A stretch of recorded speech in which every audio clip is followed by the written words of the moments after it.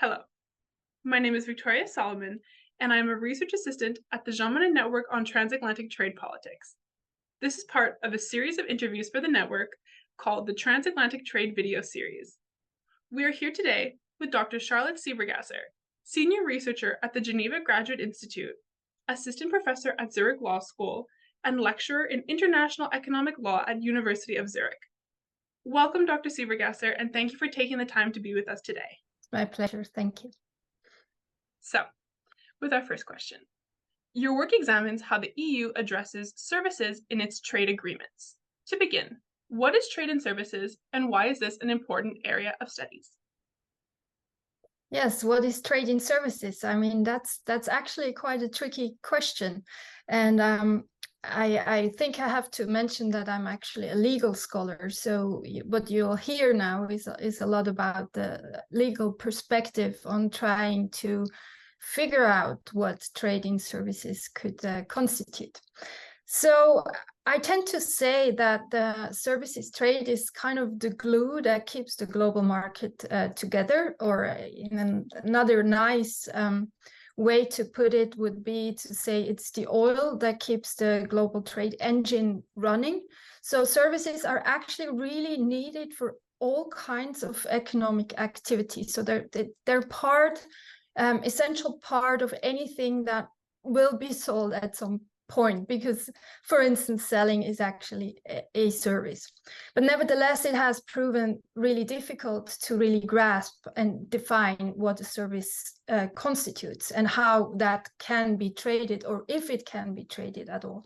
So basically, we only have, since about 30 years, some basic definitions that are generally recognized, what trade in services actually constitutes. And the first type or legal framework of trying to grasp that was actually the GATS Treaty, the General Agreement on Trade in Services of the World Trade Organization. And there, the attempt was to define what the service is by means of listing the different types of economic activities that constitute a service. So we have now 12 different services sectors, so transportation services, logistics services, education services, business services, and so on, that are then divided into the more specific types of different services that can be traded. And in addition, we know that services can actually be traded in various ways. So it's more complex than trading goods, for instance, where you just have a good that you transport over the border and then you sell it in a given market. It's a bit different with services, because you can actually also trade them to a different market while you are sitting back home. So we have basically 4 agreed types of supply of services. That's called the modes of supply of services. So you can supply a business service cross-border, that's mode 1, from your home country to the country of the consumer of the service, for instance. If you advise someone through an online call or Zoom conference on how they should run their business, that would be a cross-border mode 1 supply of a service. But you could also actually travel to a country as a consumer of a service and then consume the service abroad. That's mode 2. For instance, tourism is the entire tourism sector, and tourism services are typically very much about mode 2 supply of services. Then there's mode 3, so it gets even more complicated. So you could also set up a subsidiary, like a company abroad, that is meant to provide a service that might be necessary in the services sector more often than in the trade in goods part of the economy, because you always need a proximity, or you typically need a proximity between the supplier and the consumer of a service, because it's so much about human interaction, this type of economic activity. Mode 3 means that you invest in building a subsidiary abroad. And then there's mode 4, which would mean that that's the final mode here, that you travel as a service supplier to another country where you supply your service. For instance, if you are a very famous hairdresser and you travel to another country for, I don't know, someone who really wants to have you cut his hair or her hair to provide that service, and then you go back home. That would be mode 4, supply of services.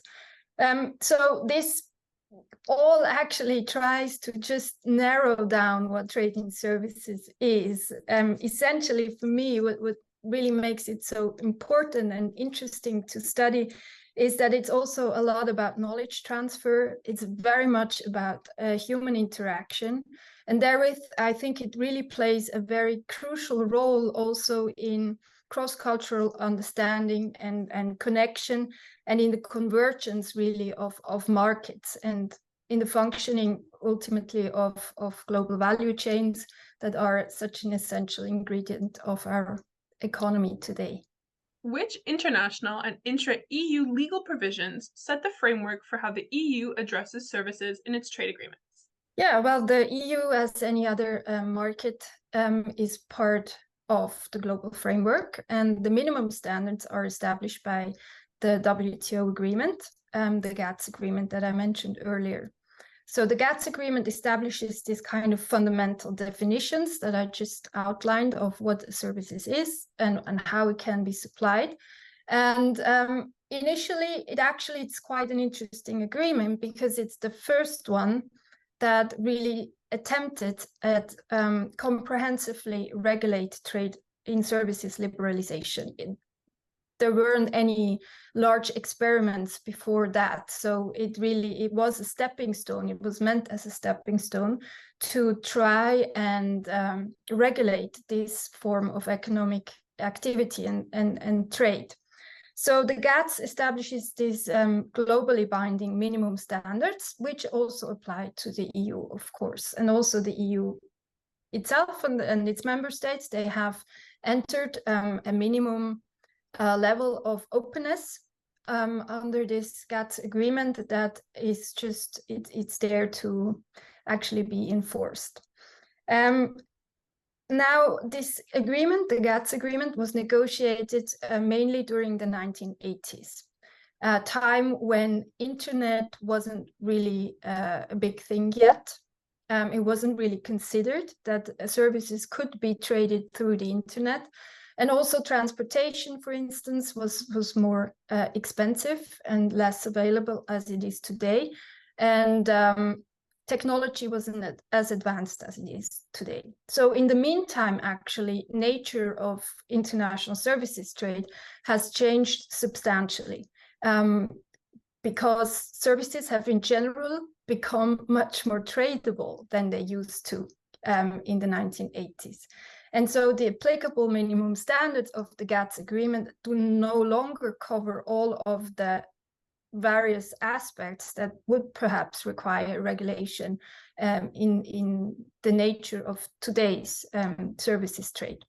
So for the EU, the EU has been quite active in trying to modernize those rules. And there were some very large negotiations on a trade and services agreement. That's the TISA. These were called the TISA negotiations, where the EU was very actively involved in, but those negotiations, unfortunately, actually didn't materialize in the end, even though they actually advanced quite well at the beginning. What was left now is that on top of the GATS minimum standards, we also have plurilateral new standards. So quite recently, last year, the WTO members, among them the EU, concluded negotiations over a plurilateral agreement. It's called the Services Domestic Regulation Agreement, that tries to reduce bureaucracy in attaining the permission to trade to trade services in a given market, and to enable more easily access to mutual recognition of diplomas, etc. So these rules are currently being implemented at the international level. On top of that, the EU has, of course, a number of preferential trade agreements with third countries that cover services chapters, and I think we will look into that in a minute. And then obviously also EU internal market rules apply to trade in services. So actually within the EU, services trade is not as fully liberalized as, for instance, goods trade, simply because we still have regulatory differences between the different EU member states that at times actually create these very burdensome bureaucratic procedures for services to be traded within the EU. And the EU has attempted for quite a few years to reduce this bureaucracy and reduce the regulatory differences within the EU, and has actually not been that successful in this regard, and is actually using to some extent now the international developments in this regard to also reduce intra-EU barriers to services trade. In general, it's in the regulatory framework in governing trading services is actually very much about regulation, because we do not have tariffs in services typically. It's more about recognition of diplomas. It's about attaining a permission to trade a service or getting access to a license that is necessary to trade a service or to provide a service. So it's more about regulatory convergence than it is about reducing tariffs. How would you characterize the services chapter of the EU's most recent trade agreements? What liberalization measures have been included, and to what extent do they reach beyond multilateral trading rules? That's very interesting, because the EU has not from the start actually included services in its in their free trade agreements with third countries, because also, as I mentioned before, the services trade internally is not fully liberalized until to date. And so at the beginning, it wasn't really clear who had the competence in negotiating also commitments in services trade. So for a long time, it was considered, services chapter in EU trade agreements was considered to be within the scope of a mixed competence, so that all the individual member states also had to ratify that part of the trade agreement in addition to the ratification by the EU institutions. That meant that to some extent, actually, perhaps the negotiations were in these chapters were a bit more cautious, because you had to make sure that really you do not risk the success of the entire agreement just on the basis that one member state doesn't agree with a certain commitment in the services chapter. So it's rather new that the EU actually has substantial services chapters in their preferential trade agreements. So primarily since the 2010s.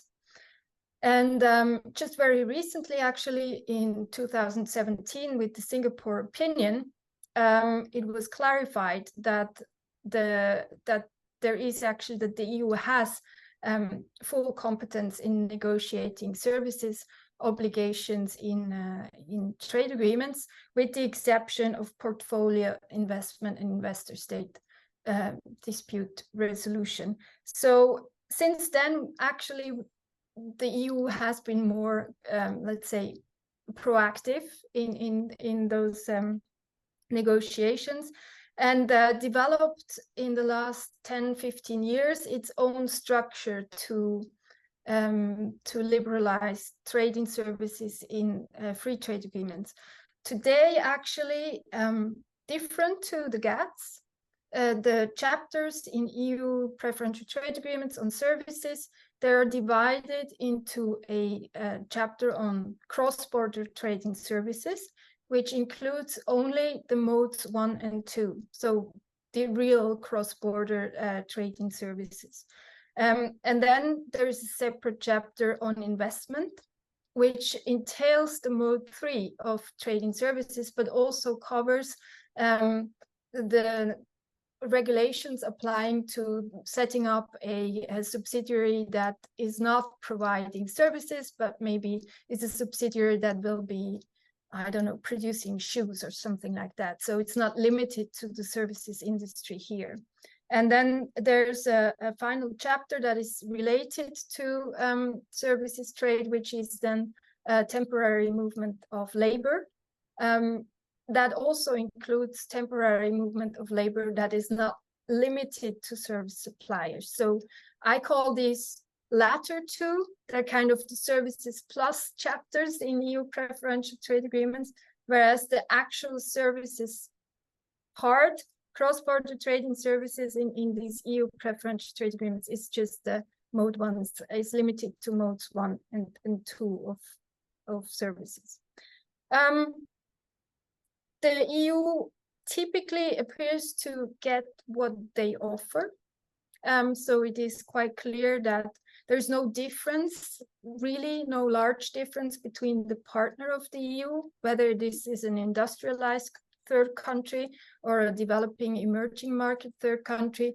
Typically, the structure of the opening of the market in the EU looks the same. So it really seems that the EU is more binding the currently available openness of its market in the trade agreement and not using those trade agreements to substantially liberalize services trade with the EU in itself.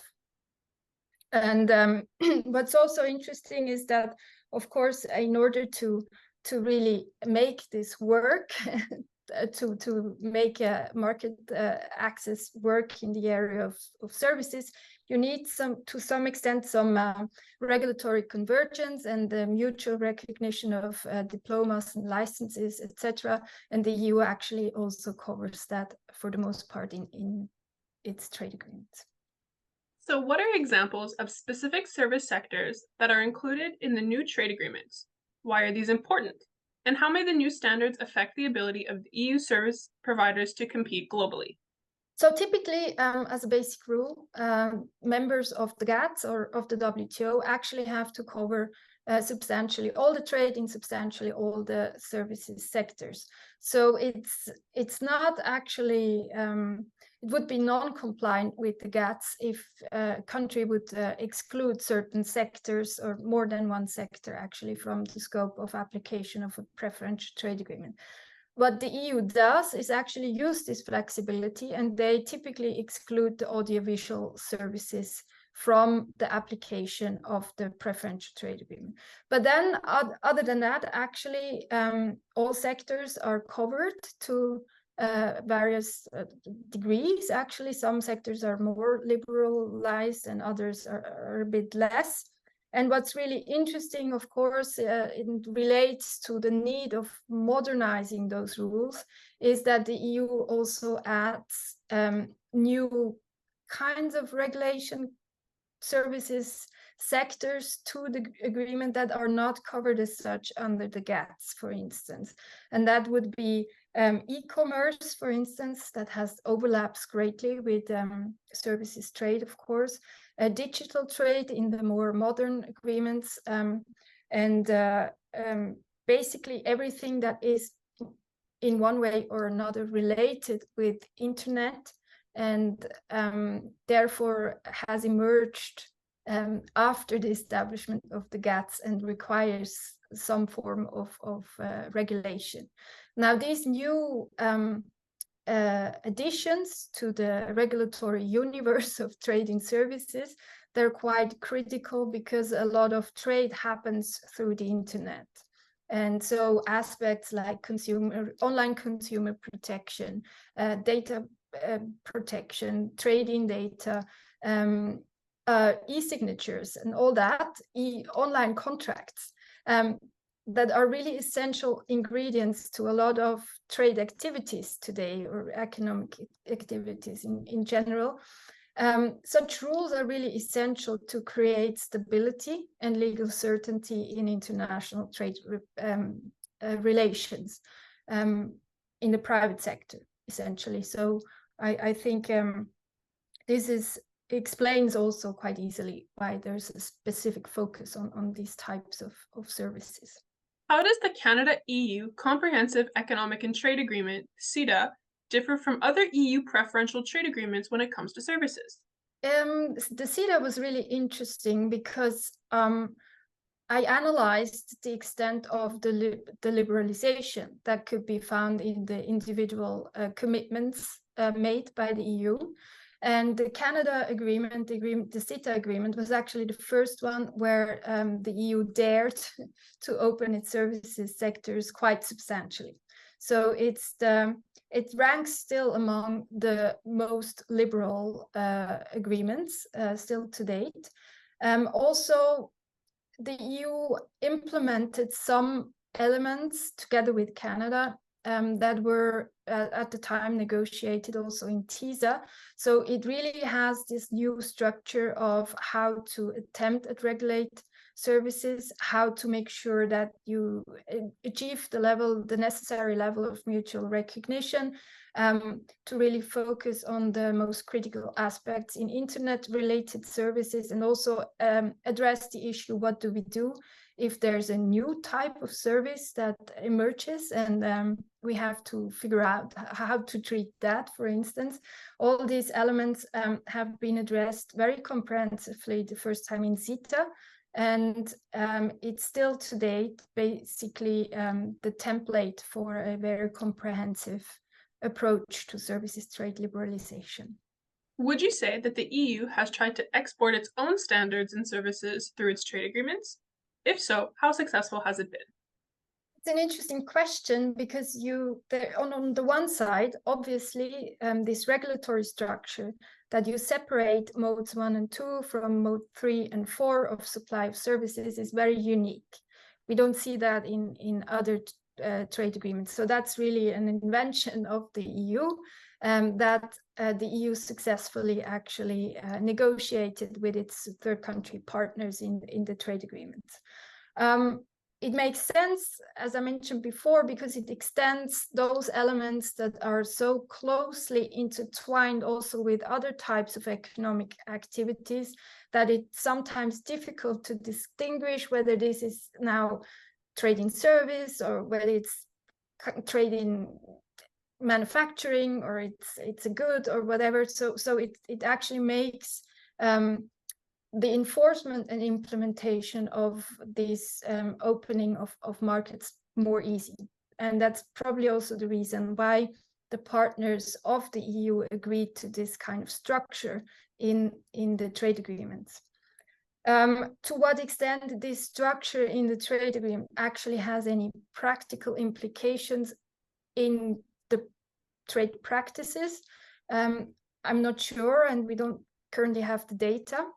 On the other hand, what's really interesting and where the EU has certainly been able to also export its own standards is in the chapters that are related to internet services, because the EU pursues their own definitions, and they are successfully end up actually in the trade agreements, and by that means actually that shapes also businesses, because it defines what you need to do in practice in order to be able to have access to the European market or to have legal protection for your trade relations. And so there I see that the EU trade agreements and their standards that they implement through those trade agreements are actually also a way of exporting standards to other markets. You've mentioned that the lack of provisions on services trade and sustainable development is genuinely striking. What might be some of the reasons for the lack of provisions in this area? Yeah, I found that really striking when I looked at all these trade agreements, because the EU is I think, yeah, it's pioneering sustainable trade and sustainability at the global level right now, and has been for quite some time.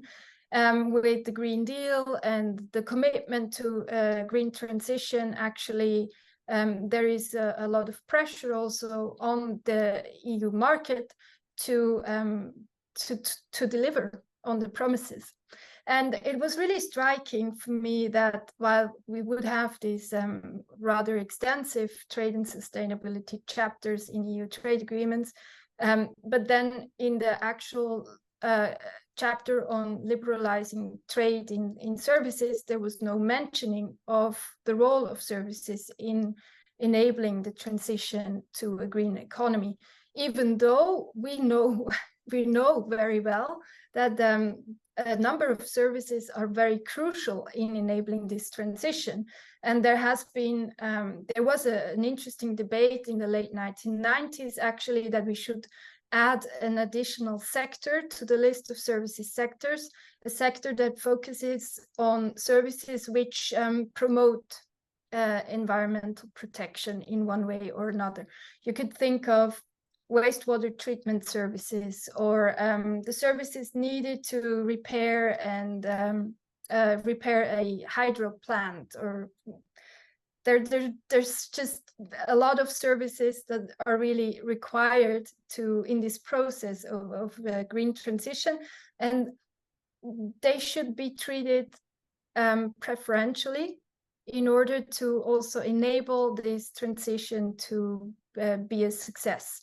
And in the chapters so far, but I heard actually that this has changed now, that the current negotiations, the EU is taking this element into consideration. But up until 2 years ago, there was no discussion on the role of services and the role of services trade liberalization in enabling and promoting the green transition. And I thought this was really a gap.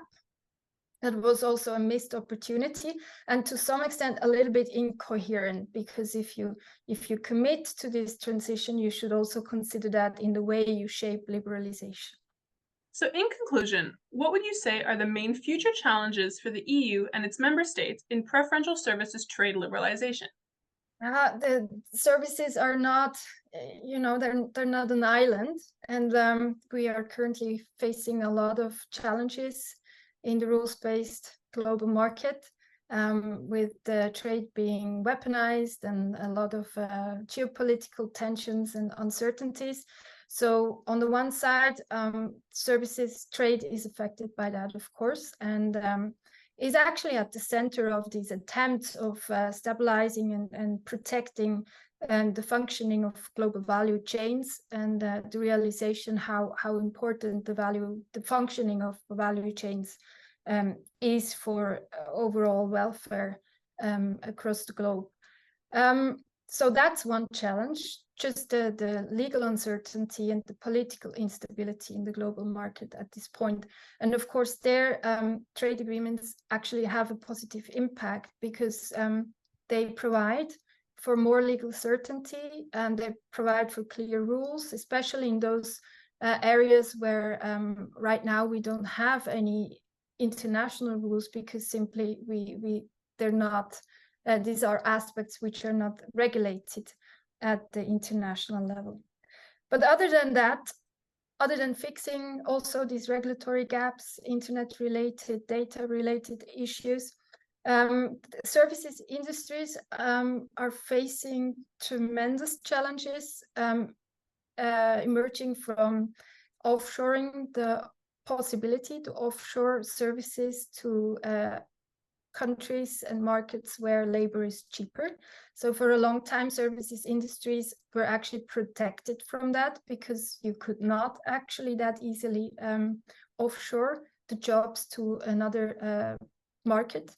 But now we see that, for instance, in call centers, that they are actually, emerging markets are catching up, and people are well educated and very capable also of providing these services to customers around the world, and they're cheaper. So there's pressure in offshoring, and on the other side, there's also pressure on jobs in the services industries coming from AI, because you might also have come across that increasingly, for instance, consumer or customer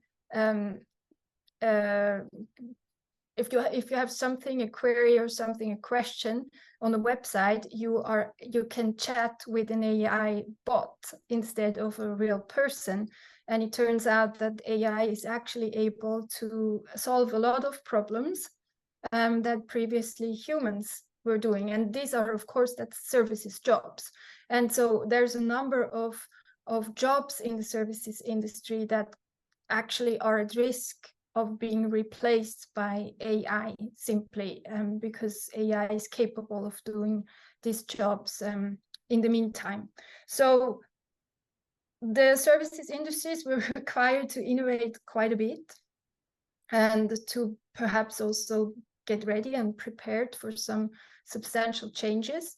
And in that process, I do think from what we know and what I've seen in my research, that actually a stable regulatory framework and standardization that helps that actually applies across border can help help industries to focus on innovation and on finding solutions to these problems more easily than if we have the different islands and everyone is just busy also to make sure that they meet the various 100 different standards. So in that sense, I hope actually that this process of standardization continues for the sake of the industry and the jobs. So this ends our interview today. Thank you once again, Dr. Sieber-Gasser, for joining us. Thank you so much.